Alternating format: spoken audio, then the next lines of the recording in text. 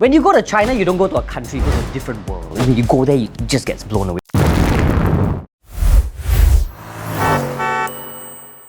Hey guys, welcome back to Backseat Drivers. This is Julian, Matt, and myself, Jay. Today we're gonna ask the questions: are brands from China poised to dominate the Singapore market? Julian, you recently came back from Shanghai Motor Show, and Matt, you were at the Bangkok Motor Show. So I think in China, what does it look like? What do you see there? I think my experience in Shanghai was very tiring.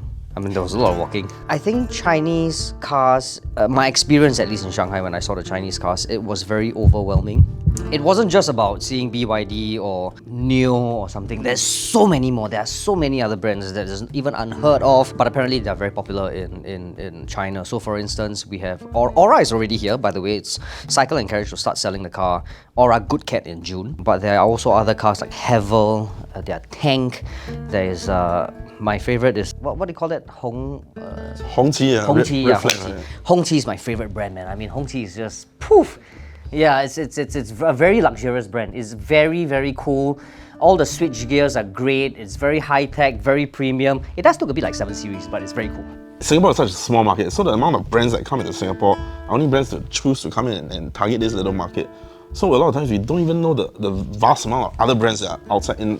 There are certain brands that just live solely within China. Like for now, I think the ones that we're starting to see, like Xpeng or Xiaopeng, is it? Yeah, Xiaopeng, yeah. NIO, which is listed on SGX now. Yep. And these are just like the tip of the iceberg. I went to NIO's house. What do you call it? NIO's house. Headquarters? Headquarters. I mean, you know, I don't even know what they call it, but it's in Beijing. It's the biggest in China. It's a 360 experience, something that you'll never find in Singapore. So you go in, you can service your car. If your car is supposed to be ready in 1 day, if say it takes longer than a day, you can actually earn credits, and those credits, right, you can actually use to buy their merchandise. You can use to do whatever you want. You can have coffee there. You can bring the kids there for swimming. You can bring the kids there for like indoor playground while waiting for your car to be ready. So it's really a whole day spent there. It's very cool, and it's just very easy. Everything is controlled via the app. So I went through the app. I realized that even if you recommend a NIO to a friend, say for example, I'm driving a NIO and I recommend one to Matt decides to buy, I get like 10,000 worth of credits. I can use that to like spend on the app. I can buy merchandise, I can buy coffee, I can buy whatever, buy shoes, whatever. So like if you're walking on the street, right, a lot of the brands, will you even like, what are the main kind of brands that you see there? So you see a lot of BYDs on the road. You see a lot of Zeekr on the road as well. You see some Xiaopengs on the road. So it's really an eye opener. So here's a fun fact, right? In China, if your number plate comes in like shaded green, it's actually an electrified vehicle. If you see ones in blue, it's actually just pure ICE cars. So it's actually, you see a lot of green plates. So the joke was this, right? Me and a colleague actually stood by the road for 60 seconds, just counting how many cars in green. So I counted how many in green and he counted how many in blue. The green one won, obviously, because there was just everywhere. Thailand is kind of becoming a hub. So a lot of, some of the brands that we're very familiar with, the cars that we see, sometimes these Japanese brands, Honda, Toyota, some of it is manufactured in Japan, some of it is manufactured in Thailand. And I think increasingly we're seeing more brands also set up their shops in Thailand. So, Matt, do you see any of that when you were in? Yeah, I think when because this is my first time going to the Bangkok International Motor Show, and I think going there as a first timer, it was very eye-opening to see all these cars and makes that I had not seen before. One example was Neta. They actually launched a compact SUV called the Neta V at the Bangkok Motor Show. If China, like the domestic market, is the like full buffet spread, and Singapore is like the appetizer and taster, then Thailand kind of is like the multiple course meal that you have. So in terms of not just brands, but also like within a brand itself, BYD. In Singapore, we only have the Atto 3, we only have the E6. In Thailand, they already have the Frigate 07, which is part of their Ocean series. It's a plug-in hybrid SUV.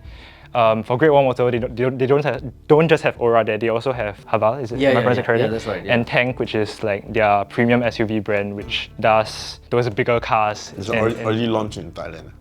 Yes, correct. All these are already launched in Thailand. Or even the Good Cat itself, they have the GT variant in Thailand, which is the more powerful variant of the Good Cat.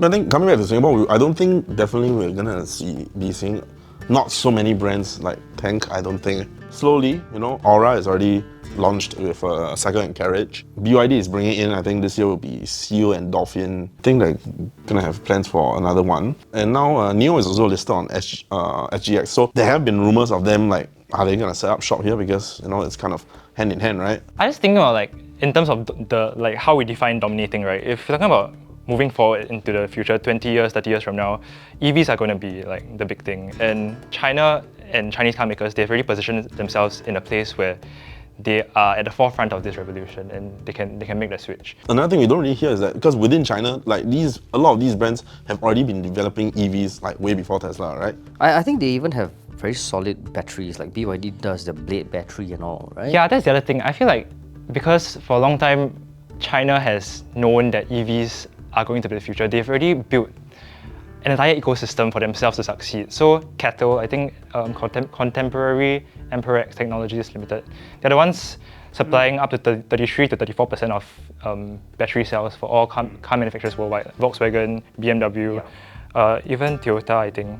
I feel like Chinese car makers, they have a lot of bits of Chinese culture to draw from. So like, for example, BYD, they have like their Dynasty series, Han, Song, not Qing, Yuan, which is what yeah. Eto tree is called in China. Yeah. And then with Neta as well, Necha is like from Chinese mythology. I'm Jiakantang, so I'm not so sure, but like they have a lot of parts of Chinese culture to draw from. It's the baby on wheels. Sorry? It's the baby on wheels, the flying baby. Yeah, the one with the flaming wheels. It's a little baby on fire. What kind is that? Is it really? Neta. Oh, right. So maybe in the past there were criticisms that Chinese car makers, they copy other car makers, and in fact I feel like some of that still holds true today. The Orago Cat sibling, I'm not sure what's it Lightning called? Cat. Lightning Cat. It looks too much yeah. like a Beetle. I'm sorry. It actually, from the passenger seat at least, my experience was it's very sturdy, it's very stable, it's very quiet, it's very luxurious, it's very plush inside as well. But I think China is going towards the right direction, because right now it's not just about EV, it's also about hydrogen. So I went to the hydrogen plant, and then they were already developing and doing testing on hydrogen. They are already distributing hydrogen to all the commercial vehicles in China. This is Great Wall Motor, but they're still doing testing on passenger cars. That brings us back to the question. Do you all think that Chinese brands are going to dominate the Singapore market? I think I agree. In time they will, but it's also interesting to see like the brands kind of fight back. So nowadays every brand has their own EV. So it's interesting to see in response what else they put out. BYD did a very good job because it was first the E6, and then people were like, then a lot of it was used for private hire or taxis, and so the perception kind of dropped. But when they launched the Airto, people really looked at the car and like, this is what BYD can actually deliver. If you ask me about like BYD nowadays in the market, I think people are going to agree with quite a good response, because the Airto 3 has been selling quite well. The numbers speak for themselves. I think the Cat A, the 100 kilowatt, just passed the 100 unit sales milestone. Yeah. Oh, so, really? Yeah, correct. So there And it was is, just launched only. it was just launched like, I think in February or March. It's not like putting the car with a smaller engine, a detune with lower trim. It's literally the exact same car, the same engine, and it's just tuned to make less horsepower. And then it's just Cat A. So you're not getting a Cat A spec'd car, you're getting a Cat B spec'd car that's Cat A power. So I think that's also very attractive. We've concluded that like in terms of competitiveness, in terms of like price, I think the Chinese car makers are there already. In terms of like attractiveness, like appeal, they're also there. Yeah. Technology also, they are also there already. Is there anything that you all feel is standing in the way still? Branding. Like, in terms of Perception. Like what he said, Brandon, I think it's a lot of perception. When people talk about Chinese brands, they're like, ooh, I believe this can be changed. I believe that people, hey, my Uniqlo shirt is made in China, man. Right? Everything is made in the China. car makers are making their cars in China also. Like the Yeah, iX3, Model exactly, 3, Model exactly. Y, I mean, XC40 Recharge, all these The are made in China. technologies that they have, everything that we own, most of the stuff that we own is probably made in China. If we're talking about all these brands, right, technically, the Volvo now, is it a Chinese brand? Yeah. Isn't it Geely? Yeah, It's under Geely, yeah. Yeah. So technically it's, that's like, I mean, it's I can't. Do y'all think like the initial like arrival of Chinese brands in Singapore, like that made too much of an impression on especially older Singaporeans? Because when I was growing up, I remember like seeing Geely being it debuted at, I think, was it the Sheng Siong show or was it the Chinese New Year countdown as one of the, no, I'm not kidding, it was one of the like grand prize cars, and then like there was the Cherry QQ as well, and all these cars didn't have like that good of a rep back then. So I think maybe it's still taking time for people to change their perceptions. that caused the perception of Chinese cars to be really bad, maybe. Right? But in today's context, hey, I don't think a car maker is going to launch their cars at Sheng Siong today. No, don't shit the Sheng Siong, by the way. We love Sheng Siong. Yeah, I mean, it's all good, nice and dandy, man. I mean, I shop at Sheng Siong all the time. I mean, but I'm just saying, I don't think you'll find a car maker launching their cars at supermarkets today.